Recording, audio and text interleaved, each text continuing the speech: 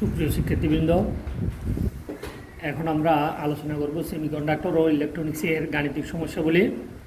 গাণিতিক সমস্যাবলীর শীটের 5 নাম্বার গাণিতিক সমস্যাটা এখন আমরা সমাধান করব। 5 নাম্বার গাণিতিক সমস্যার মধ্যে দেখো, তোমাদের একটা উদ্দীপক দেওয়া আছে শীতের মধ্যে। এইটা একটা, আমরা যদি বলি এন ফি এন কমন এমিটর, এটাকে আমরা অ্যাম্প্লিফায়ার হিসাবে ব্যবহার করতে পারি। কমন এমিটর এন ফি এন ট্রানজিস্টর, এখানে ইমিটরটাকে আমরা কমন হিসাবে দেখাইছি। তুমি চিত্র দেখে যদি তুমি বুঝতে পারো যে এটা কোন ট্রানজিস্টর, তাহলে তোমাদের জন্য অ্যান্সার দেওয়াটা খুব সুবিধা হবে। এখানে আমাদের ইনপুটে একটা রোধ আছে 10 ওহম। ইমিটর কারেন্ট দিয়ে দিছে তোমাকে 10 মিলি অ্যাম্পিয়ার, বেস কারেন্ট দিছে 0.2 মিলি অ্যাম্পিয়ার, আউটপুট রোধ দেওয়া আছে 100 ওহম। এখন তোমার পরীক্ষাতে এই প্রশ্নে কী বলছে দেখো, উদ্দীপক ছিল একজন শিক্ষার্থী কোনো দুর্বল সংকেতকে 500 গুণ বিবর্ধিত করে সবল সংকেতে রূপান্তর করার জন্য সে বর্তনী চিত্রটা কী করছে, অঙ্কন করছে। এই বর্তনী চিত্রটা সে স্থাপন করছে এইভাবে। আউটপুটে 100, ইনপুটে 10 ওহম রোধ দিয়ে সে একটা বর্তনী নির্মাণ করছে। এই বর্তনীতে ভোল্টেজটা 500 গুণ বিবর্ধিত হবে কিনা। এখন গ নাম্বার প্রশ্ন দেখাও, 5-এর গতে কী বলছে। 5-এর গ নাম্বারে দেওয়া আছে বর্তনীর প্রবাহ বিবর্ধন গুণাঙ্ক। তার মানে প্রবাহ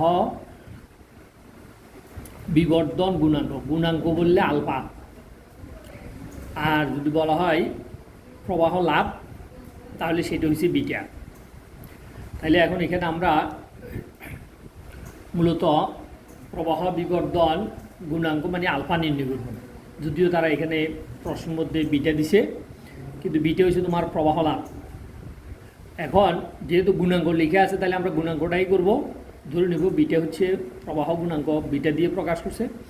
এখন আমরা চাইলে আলফা দিয়েও প্রকাশ করতে পারি, অথবা প্রশ্নে যা দেওয়া আছে তা দিয়েও প্রকাশ করতে পারি।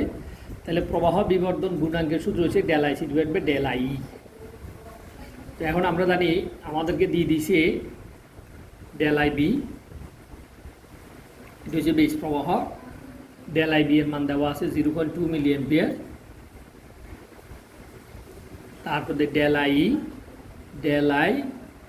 এর মান দেওয়া আছে আমাদেরকে 10 মিলি অ্যাম্পিয়ার। এখন আমাদের লাগতেছে প্রবাহ বিবর্ধন গুণাঙ্ক বের করতে হলে আমাদের ডেল আইসি লাগতেছে। তো আমরা চাইলে ডেল আইসি ডিরেক্ট সমীকরণ লিখতে পারি, অথবা আমরা সমীকরণ বানাইও আনতে পারি। আমরা ডেল আইসি সমান আমরা বলতে পারি del I minus del I B, del I minus del I B, এটা আমরা লিখতে পারি।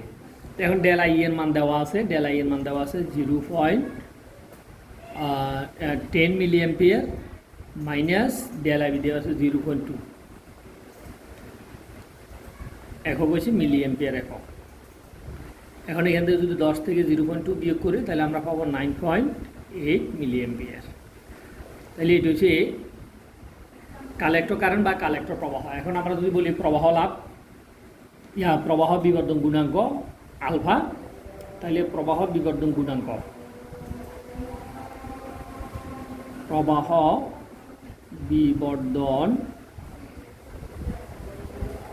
গুণাঙ্ক একে আমরা যদি আলফা দ্বারা প্রকাশ করি, তো আলফা সমান del I C divide by কত, ডেল আই সি সমান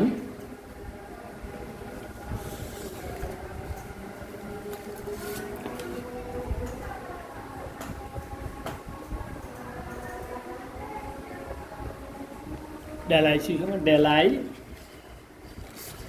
আলফা প্রবাহ বিবর্ধন গুণাঙ্ক। এটার মান আমরা যেটা পাচ্ছি সেটা হচ্ছে আলফা সমান del I C divide by del I.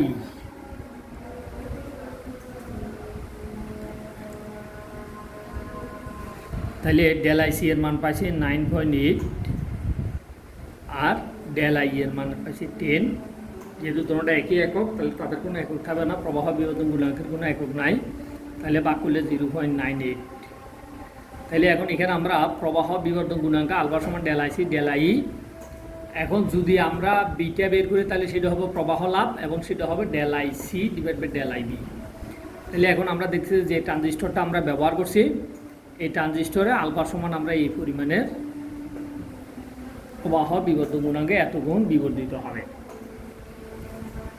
এরপর তোমার ঘ নাম্বার প্রশ্নে তোমার কাছে জানতে চাইছে যে উদ্দীপককে বর্ণিত শিক্ষার্থী তার উদ্দেশ্য সফল করতে পারবে কিনা, গাণিতিকভাবে বিশ্লেষণ করা। তো উদ্দীপকের শিক্ষার্থীর উদ্দেশ্য ছিল কি, দুর্বল সংকেতকে 500 গুণ বিবর্ধিত করা। এখন আমরা ভোল্টেজ গেইন নির্ণয় করব। যদি ভোল্টেজ গেইন 500 পাওয়া যায় তাহলে আমরা বলবো যে সে তার উদ্দেশ্য সফল করতে পারবে এই বর্তনী দিয়ে। আর যদি 500 পাওয়া না যায় তখন আমরা বলবো সে তার উদ্দেশ্য সফল করতে পারবে না। তো এখন প্রবাহ বিবর্ধন ভোল্টেজ গেইন আমরা জানি ঘ, ভোল্টেজ গেইন এখন আমরা নির্ণয় করব। ভোল্টেজ গেইনের মধ্যে সূত্র হচ্ছে কি, বিএ এভারেজ ভোল্টেজ, বিএ এটাকে আমরা বলি voltage gain, V out divide by V, অর্থাৎ input voltage output voltage input ভোল্টেজের অনুপাতের নাম হচ্ছে ভোল্টেজ গেইন। এখন এই ভোল্টেজ গেইন বের করার জন্য আমরা বি আউট সমান হচ্ছে কত, ডেল আইসি আউটপুট কারেন্ট ইন্টু আউটপুট রোধ, যেটাকে আমরা আরসি বা আরএল বা আরও যা লিখি আর কি। আউটপুট কারেন্ট আউটপুট রোধ আর ইনপুট কারেন্ট ইনপুট ভোল্টেজ। তাহলে এখানে আর ইন গুণন ডেল আইবি, এখানে আর ইন আর আইন বলতে এখানে আমরা বুঝবো বেস কারেন্টের পরিবর্তন, অর্থাৎ ইনপুট ভোল্টেজে যে প্রবাহটা যায়। এখন ডেল আইসি এর মান আমরা কত পাইছি দেখো, ডেল আইসি সমান আমরা পাইছি 9.8 গুণন আরসি সমান কত ছিল, আরসি সমান ছিল 10 না 100। তাহলে এখন এখানে দেখো ডেল আইসি সমান হচ্ছে 10 মিলি অ্যাম্পিয়ার, আর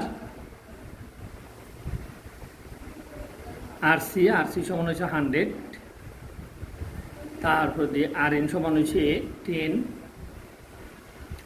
তারপরে তোমার ডেল আইবি সমান হচ্ছে 0.2। তো এখন এটা মিলি অ্যাম্পিয়ার বসালে সমস্যা নাই, কারণ এটা অনুপাত হিসেবে আছে, তো মিলি অ্যাম্পিয়ারে কাটা যাবে। আর না হয় আমাদেরকে অ্যাম্পিয়ারে কনভার্ট করে নিতে হবে, দুটোটাকে কনভার্ট করতে হবে।